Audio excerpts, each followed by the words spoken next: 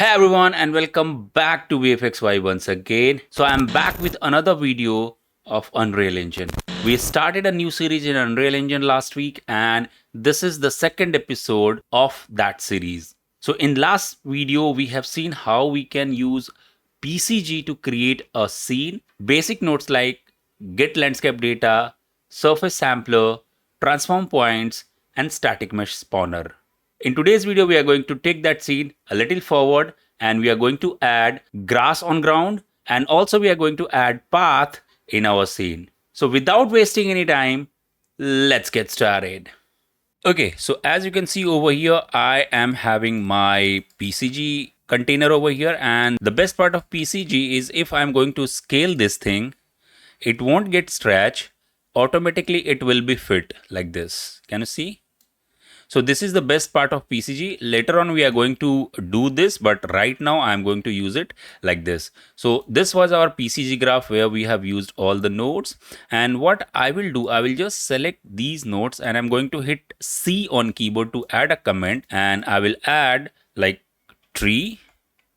And also I will click on show bubble when zoomed so that if I'm zooming in or zooming out, I will have tree like this. Right now, let's start adding grass on ground, and to do that, I am having few grass asset. If I'm going to select fab and static mesh spawner, you can see I'm having few grasses which I'm going to add in this scene, right? So to do that, what I will do, I will use same landscape data and I will take a surface sampler. And in this particular surface sampler, because in this surface sampler, I'm having few points, like if I'm going to show you, I'm having point per square meter 0.01, but in grass, we will be needing more points, right? So I'm going to disable this static mesh spawner by hitting E on keyboard. And also I'm going to debug it by hitting D on keyboard. So you can see I'm having multiple points like this. Now, what I will do, I will just go over here and maybe I will use a 0.5. I will be needing more points like this. And also I'm going to use transform points to add some randomization. And in transform point, first thing first, I'm going to add 360-degree rotation in Z axis. So what will happen? Automatically we'll see. And if I'm going to debug transform points, I'm having multiple rotation, and maybe you are feeling that we are having a too much points, so I'll be needing it. That's why I have added. Maybe I can use scaling like 1 and 2. You never know. Maybe later on we'll fix it, or maybe 0.6 and 2. And if you can see, I'm having multiple points, right? Few are small, few are bigger. And directly I will go and I will take a static mesh spawner. And in this static mesh spawner, I'm going to add mesh entries like 1, 2, 3, 4 mesh entries I'm going to use. And I'm going to add my static meshes, like maybe I can use this, close it. In descriptor 2, I'm going to use this, close this. In descriptor 3, I'm going to use maybe this. And in descriptor 4, maybe I can use some long grasses like this. So I will have some variations. So I will go over here and you won't be able to see anything because I need to remove debugging. And if I'll go over here, you will have multiple grasses like this. Can you see? So this is something very interesting, and I'm having lots of grasses. Can you see? But it's too less. What I will do, I will just go to PCG, and in surface sampler, maybe I will decrease point extent to 5, 5 and 5. And if I'm going to see now, I will have more grasses like this. And maybe what I can do, I can go to PCG one more time, and in transform points, maybe I will use 1.5 and maybe 2.5 scaling. So I will have lots of variation. And just to see scaling, if you remember, I can go and I can start playing it, and I will have my character like this. Right now I can see my character is looking too small. my character is looking too small and maybe I need to reduce size a bit. Or maybe I can change long grasses. Let's see. Maybe I can change long grasses. Okay. Also, I'll be needing more grasses on ground. So let's hit escape and I will change this long grass. So in PCG, I will go and maybe I'll go to mesh entries and this will be this. And let's change this. Maybe I can use this one. And now it's much better. Maybe I can change it later. So if I'm going to see, it's looking good. Maybe I can change points. So I will go over here and maybe in surface sampler, I can change it to 5. And now I'll have dense grass like this. And also I need to change my scaling because if I'm going to play it, if you can see, grasses are too big. Can you see? Grasses are too big. So this time I'll go over here in PCG. I will go and I will go to transform points and maybe 0.6 to 1.6 and much better. And I think this is quite good and it's looking quite good. And same way, I'll go over here. I'll play it. Oh, now better. Much, much, much better. Can you see? So this is what you have to understand, you have to think, you have to plan, right? And if I'm going to enable my trees like this, not bad. And also I added a camera. So let me see from camera. So this is looking quite nice, but what I want, maybe I can change some camera angle like this. I want to add a path in my jungle like this. So how to do that, right? So I'm going to disable my meshes, okay? And I will debug this. So I will have many points like this. And also to make path, I have to create path. So there are two ways to create path. Either you can use blueprint to do that, or you can create your spline or path directly on landscape. So I'm going to use landscape for this and I'll go to landscape, and what I can do, I can just zoom out like this. And over here in, maybe you will be in sculpt. So you have to go to manage and select spline, add new layer, and that layer should be landscape edit layer splines. I will select, I will create, and I will hold control, click like this, and you will be able to create a path. Maybe I can go closer and I can create some random path like this, right? So I can create path like this and I will go to my selection mode. Okay, so this will be my path, but I don't want this big. I will control my width of my path, right? But this will be my spline. Now in PCG, by somehow I have to call my spline data. As you remember, to call my landscape data, I have used get landscape data. So to call my spline, I'll be needing a node called get spline data. And in spline data, I'm having self. Maybe I can go to actor filter and I'll do all world actors. And rather than searching by tag, I will search by class. And in class, I will select landscape like this, and by this way I will call my spline which is on my landscape, right? So after this I am going to take a spline sampler. If you remember, I have used surface sampler to put my surfaces on landscape. Same way I am using my spline sampler to distribute points on spline. So if I'm going to hit debug on keyboard or D on keyboard, nothing will be visible like this, right? So what I have to do, I have to use a node called bound modifier because I want to give something to my spline. So in bound modifier, maybe I will use scale. Also in spline sampler, I will use direction on spline and mode to distance. Maybe I'll keep distance 100. Later on, I will change it. So distance is like distance between 2 points, right? So in bound modifier, I'm going to use maybe 1 and 1, and let's add 50, maybe 50 by 50 by 50 and 50, and remove debugging and debug from here. So you can see I'm having lots of scaling and lots of data. I don't need this much, so maybe I can dock it like this just to show you, and let's reset it. And if you can see, I'm having lots of information, but I need a little less in width. So what I will do, I will maybe in y-axis I'm going to 0.1, quite nice, and 0.1, maybe this will be good.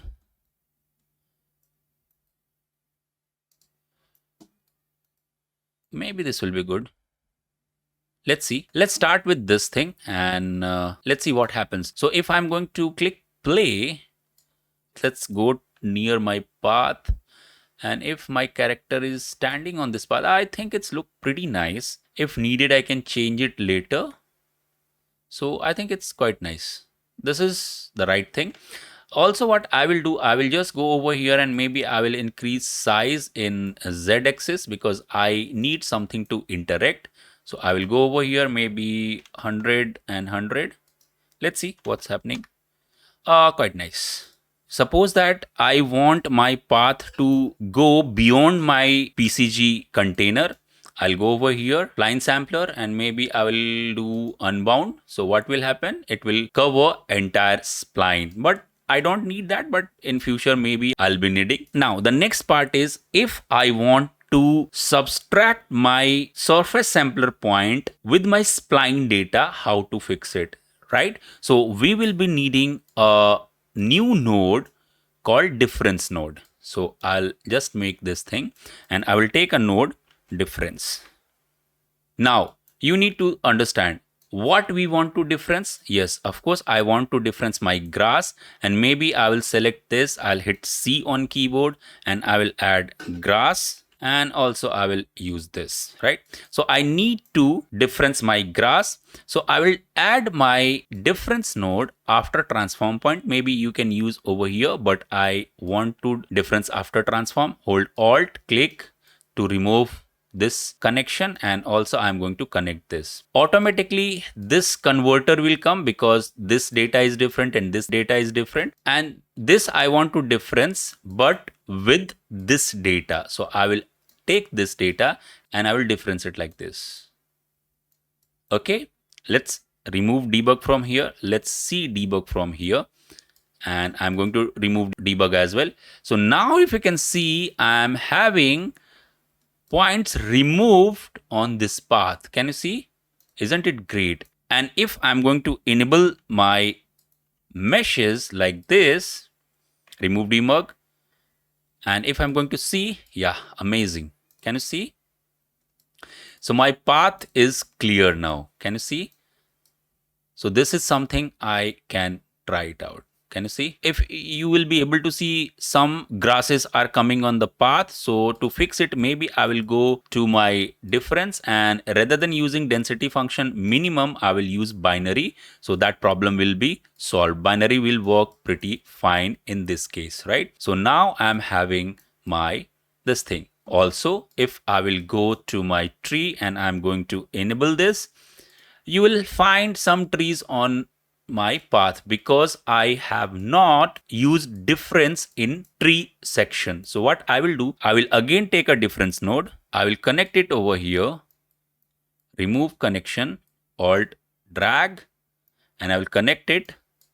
Automatically a converter will come, and same data I'm going to use over here, right? Like this.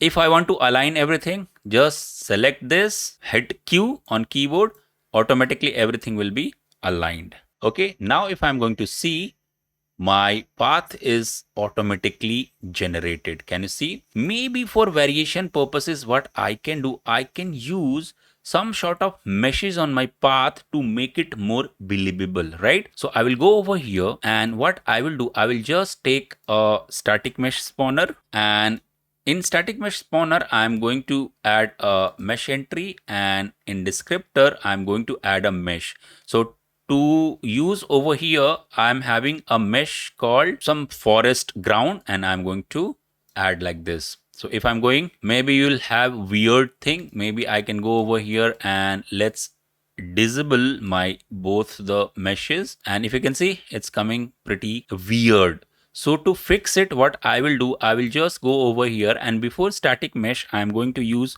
a node called transform points. And in transform points, I will change few things like hold alt and click.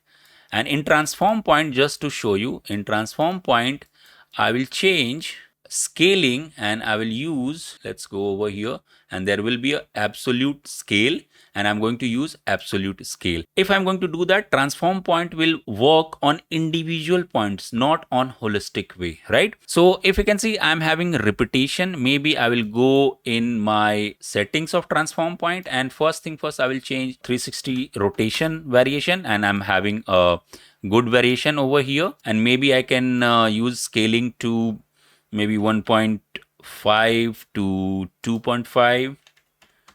Okay, like this. And maybe also I can take it down to -15 to -25, like this, or maybe -20. I need to figure out a value like -15. This is quite nice. And let's enable our meshes. Like hit E on keyboard, like hit E on keyboard. And if I'm going to see, yeah, it's quite nice. Maybe I'll dock it over here. And if I can see, I need to change color because it's looking too brown. And what I will do, I will add a camera. Let me add a camera. I will go over here and cinematic, cine camera actor, and maybe I can put it like this, and over here, and maybe I'll use a focal length of 18. Later on, we'll change it, and I will pilot it like this, and maybe I can just adjust it.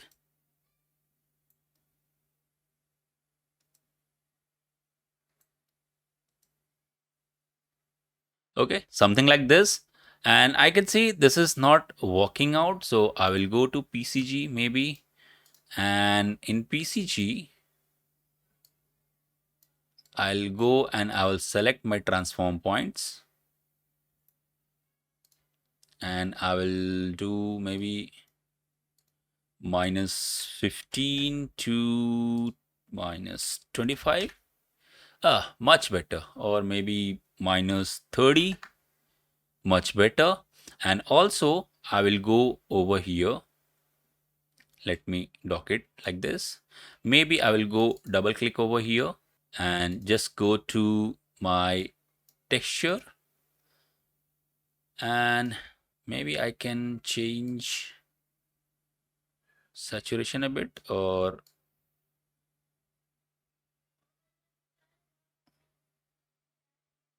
not much, like this. Hit save and it's done. Okay, so maybe I can change camera angle. You never know. Let's push it ahead. And if I'm going to see, it's coming out pretty nicely. Okay, so this is the way how we can add grass system to our PCG and how we can add path to our scene.